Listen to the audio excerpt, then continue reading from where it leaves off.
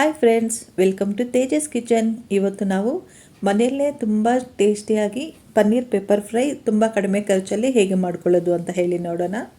ಈಗ ನಾವು ಒಂದು ಪಾನ್ಲಿ ಅಥವಾ ಒಂದು ಪ್ಯಾನ್ಗೆ ಒಂದು ಅರ್ಧ ಟೀ ಸ್ಪೂನಷ್ಟು ಮೆಣಸುಕಾಳು, ಒಂದು 1/4 ಟೀ ಸ್ಪೂನಷ್ಟು ಜೀರಿಗೆ, ಒಂದು 1/4 ಟೀ ಸ್ಪೂನಷ್ಟು ಸೋಂಪು ಕಾಳು, 1 ಇಂಚಷ್ಟು ಚಕ್ಕೆ, ಒಂದು 2 ಲವಂಗ, ಒಂದೇ ಒಂದು ಏಲಕ್ಕಿ ಸೇರಿಸ್ಕೊಳ್ಳೋಣ. ಈಗ 1 ಸ್ಪೂನಷ್ಟು ಧನಿಯಾ ಸೇರಿಸ್ಕೊಳ್ಳಿ. ಸ್ವಲ್ಪ ಲೈಟಾಗಿ ಫ್ರೈ ಮಾಡ್ಕೊಳ್ಳಿ. ಇದನ್ನು ಪೂರ್ತಿಯಾಗಿ ನಾವು ಸಿಮ್ಮಲ್ಲಿ ಇಟ್ಕೊಂಡೆ ಈ ಡಿಶ್ ರೆಡಿ ಮಾಡ್ತಿದ್ದೀವಿ. ನೋಡಿ, ಸ್ವಲ್ಪ ಚೆನ್ನಾಗಿ ಫ್ರೈ ಆದಮೇಲೆ ಈಗ ಇದಕ್ಕೆ ಒಂದು 2 ಒಣಮೆಣಸಿನ್ಕಾಯಿನ ಸಣ್ಣದಾಗಿ ಕಟ್ ಮಾಡಿಬಿಟ್ಟು ಸೇರಿಸ್ಕೊಳ್ಳೋಣ.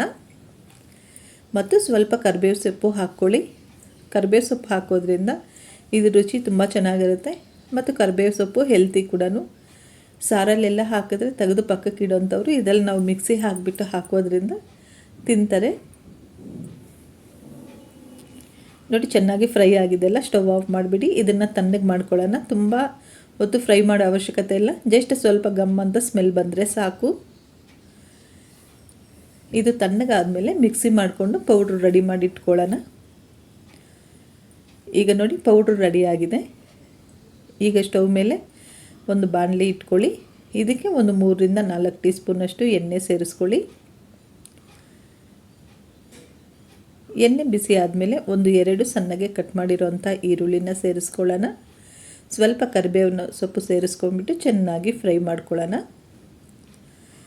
ನೋಡಿ, ಈರುಳ್ಳಿ ಸ್ವಲ್ಪ ಕೆಂಪಗಾಗ್ತಿದ್ದಂಗೆ ನಾವು ಮೊದಲೇ ಕಟ್ ಮಾಡಿಟ್ಕೊಂಡಿರೋಂಥ ಕ್ಯಾಪ್ಸಿಕಮ್ನ ಹಾಕ್ಕೊಳ್ಳೋಣ. ಕ್ಯಾಪ್ಸಿಕಮ್ ನಿಮ್ಗೆ ಯಾವ ಥರ ಬೇಕೋ ಆ ರೀತಿ ಕಟ್ ಮಾಡಿಟ್ಕೊಳ್ಳಿ. ಚಿಕ್ಕದು ಒಂದು ಕ್ಯಾಪ್ಸಿಕಮ್ ತಗೊಂಡಿದ್ದೀನಿ. ಇದರಲ್ಲಿ ಕ್ಯಾಪ್ಸಿಕಮ್ ರುಚಿ ಕೂಡ ತುಂಬ ಚೆನ್ನಾಗಿರುತ್ತೆ. ಕ್ಯಾಪ್ಸಿಕಮ್ನ ಒಂದು 2-3 ನಿಮಿಷ ಅದು ಸಾಫ್ಟಾಗಿ ಬೇಯೋವರೆಗೂ ಫ್ರೈ ಮಾಡ್ಕೊಳ್ಳೋಣ. ಈ ಟೈಮಲ್ಲೇ ಸ್ವಲ್ಪ ಉಪ್ಪು ಸೇರಿಸ್ಕೊಳ್ಳಿ. 1 ನಿಮಿಷ ಫ್ರೈ ಆದಮೇಲೆ ಮುಚ್ಚಳ ಹಾಕಿ 1-2 ನಿಮಿಷ ಫ್ರೈ ಮಾಡಿಕೊಂಡ್ರೆ ಸಾಕು. ಕ್ಯಾಪ್ಸಿಕಮ್ ಬೇಗ ಬೆಂದೋಗುತ್ತೆ.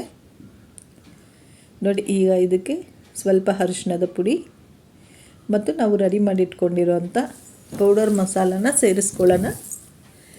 ಇಲ್ಲಿ ನಾವು ತುಂಬ ಕಡಿಮೆ ಕ್ವಾಂಟಿಟಿಯಲ್ಲಿ ಪೌಡ್ರ್ ಮಸಾಲೆ ಮಾಡ್ಕೊಂಡಿದ್ದೀವಲ್ಲ, ಅಷ್ಟನ್ನು ಕೂಡ ಸೇರಿಸ್ಕೊಳ್ಳಿ. ಕ್ಯಾಪ್ಸಿಕಮ್ಗೆ ಈ ಪೌಡರೆಲ್ಲ ಇಡಿಸೋ ಥರ ಚೆನ್ನಾಗಿ ಮಿಕ್ಸ್ ಮಾಡ್ಕೊಳ್ಳೋಣ.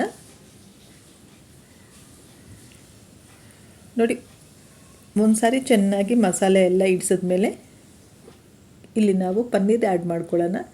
ನಿಮಗೆ ಪನ್ನೀರ್ ಯಾವ ಶೇಪಲ್ಲಿ ಬೇಕೋ ಆ ಶೇಪಲ್ಲಿ ಕಟ್ ಮಾಡಿಕೊಂಡು ಇದಕ್ಕೆ ಸೇರಿಸ್ಕೊಳ್ಳಿ. ಇಲ್ಲಿ ನಾನು 200 ಗ್ರಾಮ್ ಪನ್ನೀರ್ ತಗೊಂಡಿದ್ದೀನಿ.